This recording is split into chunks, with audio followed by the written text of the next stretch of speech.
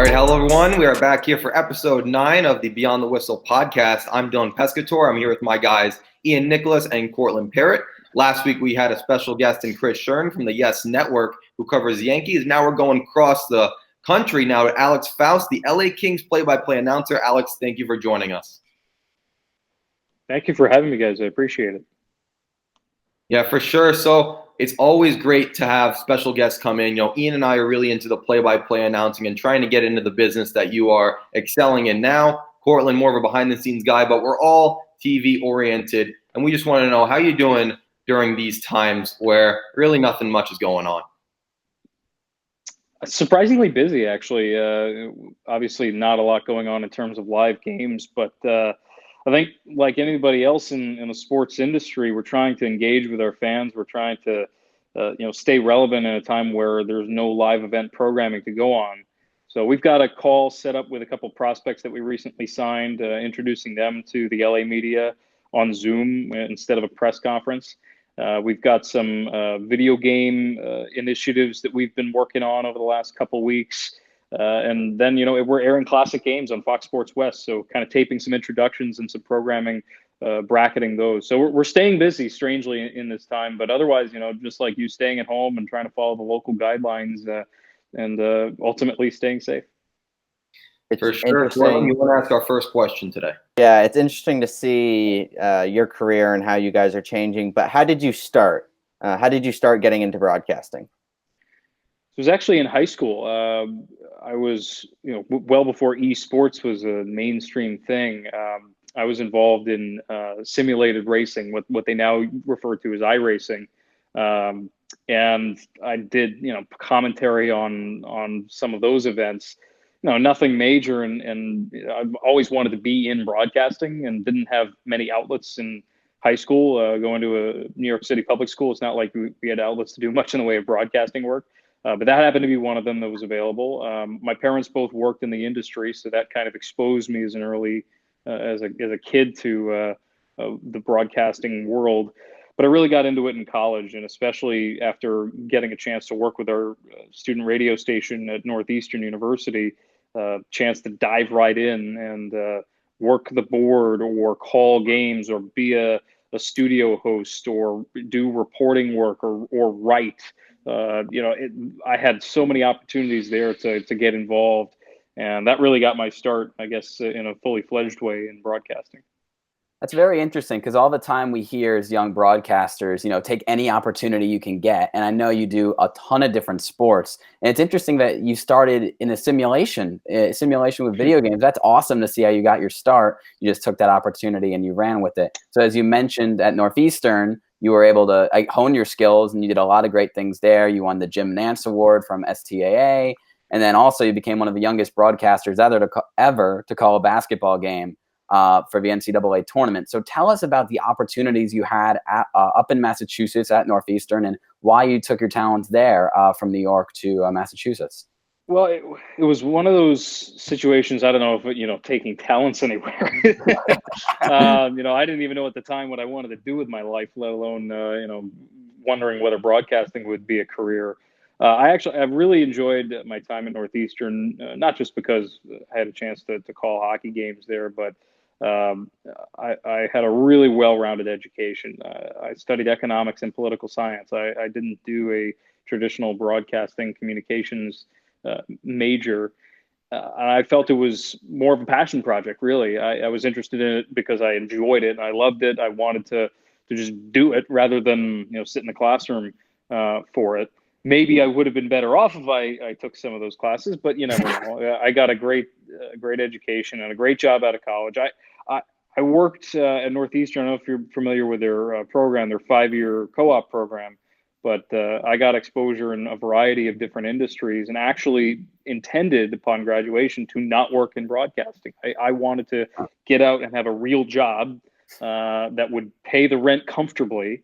And I was able to kind of get lucky enough and get into an organization that allowed me to pursue broadcasting on the side and continue it as a passion project. But I loved Boston. I loved the history there. And even as a native New Yorker, I get asked all the time, why do you enjoy Boston? Because it's a very different environment than New York. And I think the bottom line is if you live there for any amount of time and you can A, get through the brutal winters there, and B, understand the history and kind of get immersed in the culture, it's a really fun place to be, and it has its own quirks like anywhere else, but I love it. We know that you spent 4 years at an accounting firm, which you said let them you go into broadcasting on the side. But I heard I actually read an article that your dad, who also worked in the industry, wasn't too fond of you going into the industry yourself. Can you talk about that? Yeah, it was my freshman year in college, and I was just kicking around ideas. What did I want to study? And I said communications. He said, "Are you sure you want to do that?" in a very stern way. And I said, I guess maybe not. I don't know. So I didn't wind up doing that. Obviously, things worked out in the end, but I think when you work in any field, you get jaded after a little while. And I think like anything else, after maybe 30 odd years, let's say down the road of working in professional sports, you're going to get jaded by certain things. But I would hope that, the passion that I have for my line of work won't diminish over time.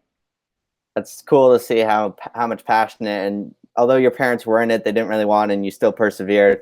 And going back to your childhood, did you follow sports? Were you a big sports guy? What sports did you follow? Well, I was a big baseball fan growing up. I actually didn't watch a ton of hockey growing up. At the time, the Devils were the most successful team in the New York area, and I didn't have any connection in New Jersey, so I didn't really care for that. The Rangers were terrible. The Islanders were terrible. And I didn't go to any hockey games growing up. So I had envisioned myself being a baseball broadcaster, and actually my first gig in professional broadcasting was with a minor league baseball team. It was with the Staten Island Yankees. Mm-hmm. It was fortunate. I actually got 2 jobs within 48 hours. I got my job at Pricewaterhouse, which wasn't supposed to start until the following September, and I got gig with the Staten Island Yankees for that summer. So I was able to do a full season of home games with the Staten Island Yankees, living at home in New York, and not worrying about when my full-time job would start until the fall. So it was a perfect confluence of events that gave me a taste of what it would be like to work for a team without having to fully dive in. So as you mentioned, even though you haven't worked in the business for too long, you've really worked everywhere. I mean, NBCSN, Nesson up in the area we are in now, Westwood One, and then obviously now you're calling games for the Kings out in LA. And I know you had some big shoes to fill in that play-by-play role, but tell us a little bit about your color commentator, Jim Fox, because I know he's a legend for the Kings, and tell us maybe how he made your transition easier to the booth and how he's been as your partner so far in your run. Oh my gosh. I think that was what helped get me the job, really, was our chemistry at the audition. He and his wife both have been incredible. And I owe them a great deal. Me and my wife both owe them so much. We actually just saw them yesterday. We did a socially distant visit with them just yesterday in their driveway. He was one of the first people to kind of welcome me into LA. That summer, when I didn't know anybody out here, I didn't really have anything. I just had an apartment on my own.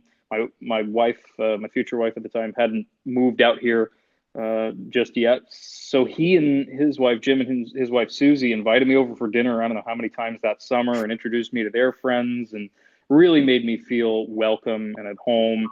And that was such a huge help in the transition between living in Connecticut and kind of being a freelancer full time and having my own established network of friends in New York and Boston, and starting fresh essentially in LA in the National Hockey League. It's an intimidating thing, but he made me feel so much at home. And I think one thing we pride ourselves on is the chemistry that we show on air it's natural. It's not contrived. We enjoy spending time with one another. We enjoy each other's company.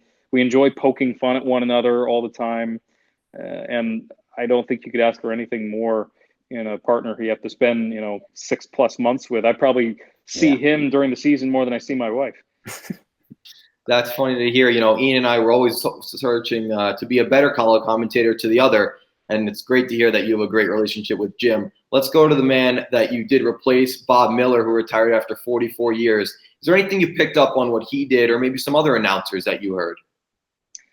Well, you try to borrow from, variety of different guys and take the best of what you hear or learn from different perspectives within the industry. I think one thing that I've appreciated from Bob and how he called games over the years was he started in radio back in the 1970s.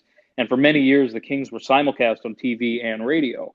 So the folks here in LA are used to a very specific style of calling games. When I came in, I said right away, I'm going to be doing it in a very different way.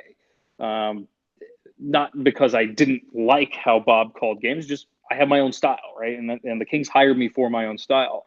But even over the last year or so, watching more and more classic games, and especially during this pause, watching a lot of classic Kings games, I've picked up on why folks loved his style so much around LA. It was clear, it was incisive.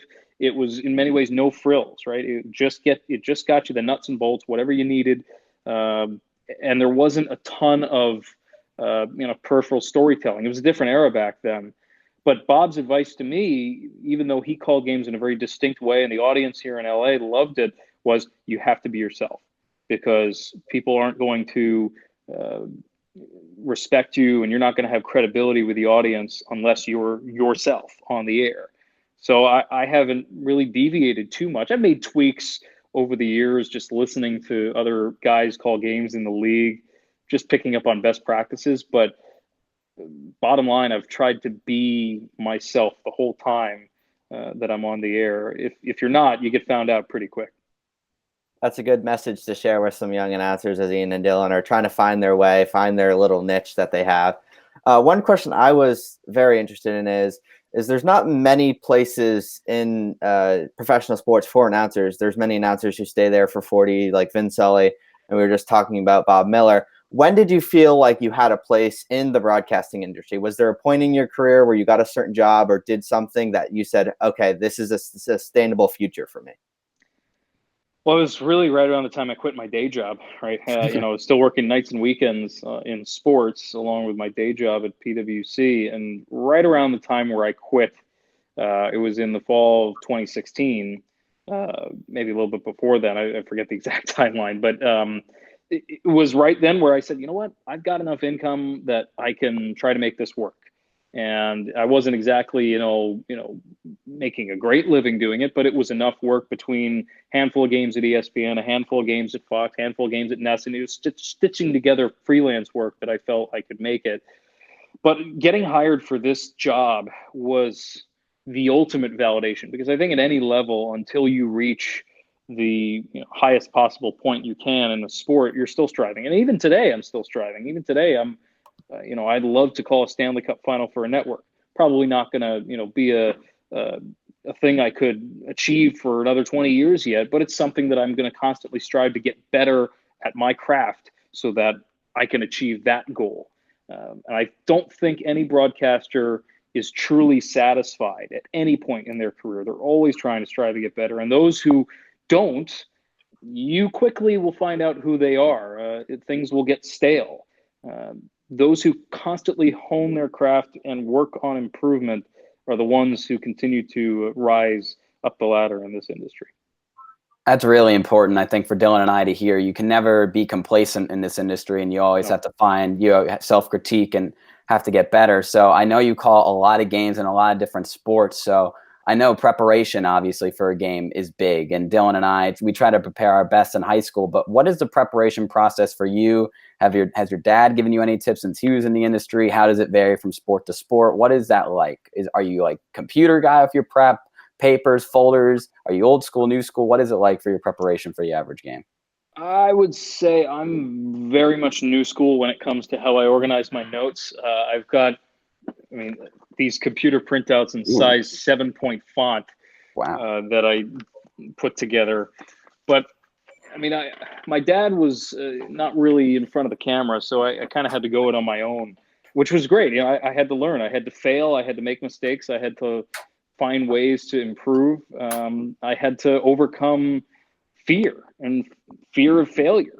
I think if you talk to anyone in a performance-based industry, no one's going to be completely comfortable in their own skin until they've had a lot of time and repetitions at a certain thing. And even my first couple of years with the Kings, yeah, it was validation that people believe in me, but you're still going out there every night and you have to deliver. You have to perform. And if you make a mistake, you have to own it. And you have to overcome it. You have to learn from it. You can't make that mistake again. And it's a terrifying feeling even when you're at that level and something doesn't go right for you, you don't, identify a player correctly, or you slip up and you stumble on a word or two. You have to get over that really fast. Otherwise, it will consume you. Yeah, for sure. I mean, I'm getting nervous for every game, whether it be a team that's 1-10 coming into the rink versus a 15-2 team, or really anything. I mean, every game I really get those butterflies in the stomach.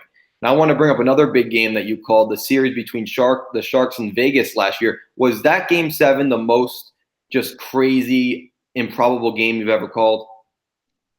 Well, I wish I had actually called it. I called games 1 through 6 of that series. No worries. It was actually overtime. It was actually a funny scenario because I was working with Mike Johnson on games 1 through 6, and we knew actually going into Game 6 that we would not be calling Game 7. Usually, the network, once series had been whittled down, they try to bring in the higher profile announcing team. And Gord Miller and Ray Ferraro were scheduled to work Game 7. We knew that we were off the series in Game 6. So in some ways, we were kind of rooting internally for the Sharks to end it there and have it be done. But even so, we got a double overtime thriller in Game 6 that led into that wild Game 7. The way that this business works is kind of funny. I had an opportunity almost to call Game 7 on radio, but another series went 7 games, and a different announced team was in place there, and they picked that game instead of the Sharks and Knights. I wonder how they feel now. Maybe they should have picked the other game. But you can't let those opportunities eat away at you too much. And I got a phone call from Gord Miller right after Game 6 ended, saying, basically saying, do not worry whatsoever about this decision. It's happened to me too. He was so gracious, and that's the way it works in this business. Sometimes you get picked for things, sometimes you don't. I've talked to guys who work the NCAA tournament for CBS, and they don't know year to year sometimes whether they're working it. It just, okay, we're bringing you back, or sorry, you're not there anymore. It's a cutthroat business, and you have to be at peace with whatever decision is made, because ultimately, if you earn your way, and if you're good enough to be in that position, well, then maybe they'll hire you for it next year, or maybe they'll bring you aboard for something else next year. And that does not bother me whatsoever that I didn't call that game. But it was a phenomenal series, and I was so privileged to just be working a playoff series for the network, and especially one that had as much intrigue as that. I mean, that may have been the most entertaining series of the entire playoffs from start to finish. That rivalry has persisted even to this day. Sure. Something that I've had a question about, what is the scheduling like? Do you know the games at the beginning of the season? Do you know every game and who's calling what? Or is it more like a week-to-week thing? How is that planning done? Depends on the network. ESPN College Football, for instance, is a 6-day call time. So they'll find out, basically 1 week before they're doing the game, what they're doing. With the NBA and the NHL, it's done a couple months in advance. That way you can plan travel, and especially with an 82-game schedule, we have to have travel that works around our games. I can't miss a game with the Kings to do a game with the network, so I have to work around that. But yeah, it's usually done about a month or two in advance. And also, when I was looking through some of the things about you over the past few weeks, one thing that I found really interesting 2 years ago in the summer of 2018, and now you're out in LA, obviously, the stars of the world are all there, and one of them being Alex Trebek. He said he wanted you when he retired, the legend. I remember one time I was on a tour in Europe, and he was the voice of a bus tour for a museum. I mean, a legend he is.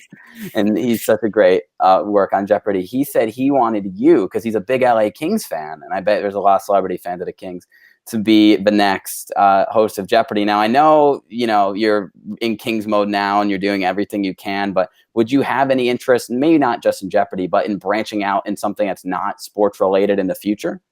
Well, I think if you close doors on opportunities in general without vetting them or seeing them through. It's a foolish way to go about your career. So, I don't like closing doors on any opportunity. I'll put it that way. Yeah, for sure. I mean, going back to playoffs, and you said how amazing that series was between the Sharks and the Knights, and now you're calling games for a Kings team that's kind of rebuilding, just getting back to their winning ways that they had in 2012 and 2014.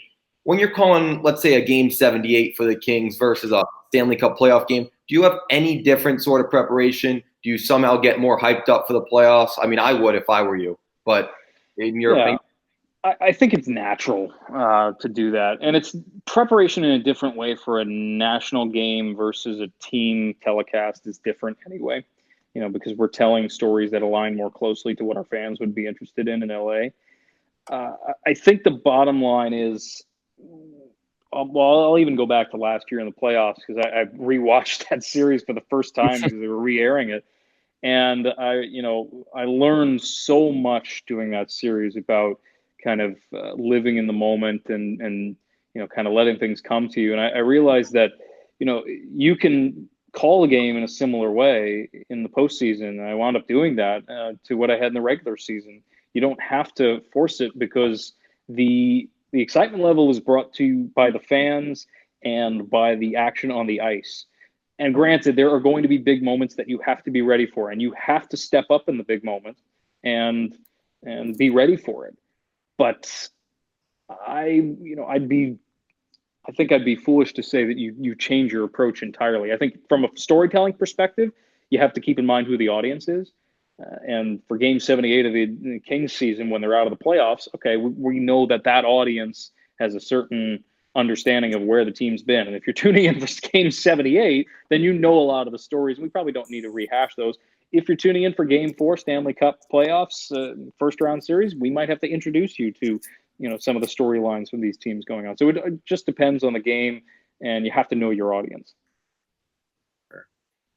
That is very interesting to see how, each game has a different mindset, especially for the announcing side. How do you stay motivated in that middle section of the season where maybe the team isn't doing that well and the fans aren't up? How do you keep the energy up throughout the season? One game at a time. Because when you're tuning in for that game, it's still an event. And I mean, we're still privileged to be in this great league. I look at it as if you're tuning in for that game, you're rooting for the team to win that game. And it doesn't matter what they did the 70-odd games prior. Granted, if you're in a playoff race, your mind gravitates towards that. But all that matters is that game in front of you. That's it. So at the beginning, you mentioned how you're still staying extremely busy during this time, which is great to hear. And you also mentioned your roots to announcing video games. And looking at your Twitter, you were very excited that you will be hosting the NHL's Player Gaming Challenge starting next week. Because I know Madden's already done that, and NBA 2K's done that for the NBA. Do you know what's going to go down with that yet? How that's going to work with as it starts next week? And what should the NHL fans be looking for with this challenge? Yeah, the NHL's put together some fun matchups with guys who are either former teammates or, in the case of the first matchup, we've got the Kachuk brothers going head-to-head. Realistically, it's not going to be a knockout tournament like 2K or Madden. This is just a kind of a round robin of putting together matchups between different teams and crafting a few storylines. If it goes further, we'll see. But for now, we're going to have 16 matchups. And more than anything else, I think it's just a way to see guys in their homes and see how they chirp one another while playing games. Because I know that's part of it. When you're sitting next to your buddy on the couch, you guys are going to be trash talking the entire game. So I'm looking forward to that. I'm looking forward to seeing guys who were former college teammates but now play on different teams in the NHL and seeing how they interact. It'll be a lot of fun, and it's a good way too to interact with fans and give them something new and interesting to look at, a window into these players' personalities. And we're raising money for charity as well, with funds benefiting the CDC's COVID-19 Foundation. Awesome. Yeah, for sure. That's an amazing thing. And I know I'll be tuning in for that. I mean, I'm looking for any type of content to get these days. You talked about personalities between players and teams. Let's say like a Chuck Doughty rivalry earlier this season and throughout the multiple seasons. And, as a fan of the NHL, and I'm a Devils fan, you brought up the Devils' success earlier in the '90s. I was happy you did that. But I feel like the NHL really needs to market a little bit more like an NBA or an NFL. Do you feel like they need to as well? You know, they have all these great personalities. You have Ryan Reeves. You have so many different players that are willing to bring out their emotion, but it's just not there yet. I think we're getting there. And I think for a long time, and understandably so, the NHL is a team sport. So when you're in one of those dressing rooms, you know that you can't put yourself in front of the team. And I think players have been wary for a long time of making that mistake of putting themselves in front of their teammates. But this pandemic, in some ways, has allowed guys to open up and see that it's not detrimental to your team to show a little bit of yourself. When it comes to playing the game and when it comes to focusing in on your team activity, you absolutely put the team first. But in some ways, it's been a good window into guys' personalities when they're at home and they let their guard down a bit. I think one of the great things about this period that we're going through is guys realize that, you know what, there is more to life than just hockey. And we're starting to see a little bit of that come through. I think the NHL has been very careful in not trying to push guys into areas that they're not comfortable with. I still think Sidney Crosby doesn't have a social media account, or if he has one, it's kind of a corporate, just pushing out pictures. But even so, I don't think you can force that as a league because it has to be organic. It has to be something the players want to be doing.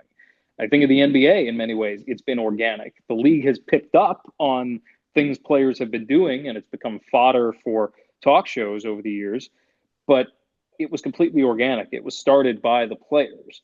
I think in the NHL, you're starting to see this current generation of players are far more interested in showing a little bit of their personality on social media than other generations of players may have been. Sure. Yeah, it's interesting to see how you can work closely with the players. You watch them all the time. What is your favorite player to watch on the ice? That's a good question. It's hard not to appreciate the guys at the top of their game. Connor McDavid, until you see him in person, it's hard to have an appreciation for his speed and skill until you see it. I think Alex Ovechkin is a guy, everybody knows what he's going to do. Everybody knows that he's either going to score from his office in that left circle or he's going to be at the front of the net. And yet nobody can stop it, right? It's a thing of beauty, really. So I enjoy that. And I enjoy getting to see these players develop and grow. And we're at a great time with the Kings right now where we've got younger guys that are just starting their professional careers and they're being molded by the coaches and the development staff within the organization. And I can't wait to see where they're at in 4 or 5 years. And lastly, to touch on your relationship with especially the Kings players, because I know I've heard a lot of the NFL play-by-play guys talk about how they go into meetings with the players during the week and with coaches during the week. What's your favorite part pre-game, that process building up to the game? Do you get to meet with players and have one-on-ones with them or coaches? What's your relationship like with the guys, and who are maybe the funnier guys or the more interesting guys on the team that give you good tidbits or facts for game day? I think I enjoy meeting with the coaches. They're going to be a little bit more open than the players sometimes, although it depends on the coach. I know Randy Carlyle would not give you a thing. Anytime that we would go down to Anaheim and try to have a conversation, he was very, very guarded. But I like chatting with coaches because they can give you a window into what they're thinking about with regard to player development. And we do get one-on-ones with the guys. I think where it helps us is to frame something that may have been a personal story that we're going to tell on the air, or let's say they score a spectacular goal of walking us through the emotions of scoring that goal, or how they think during a play and how they work it to a teammate. What are some of the bulletin board items that they're dealing with in the room, and then just having that bit of trust, I think, is so important. I try not to stick my neck out there in the room. I've heard that it's better to be seen and not heard a lot of times. And I stick by that because your job is not to be friends with players. Your job is to cover them. You know, I'm an employee of the team. I am in many ways a colleague of these guys, but you know, in no way am I a peer in that way. For sure. Thank you so much for joining us. We have so much information to go through, and I know Ian and I are really going to pick up on all the advice that you gave us today. Alex, thank you for joining us. It's been Dylan Pescatore, Ian Nicholas, Cortland Parrott. This has been episode 9 of Beyond the Whistle.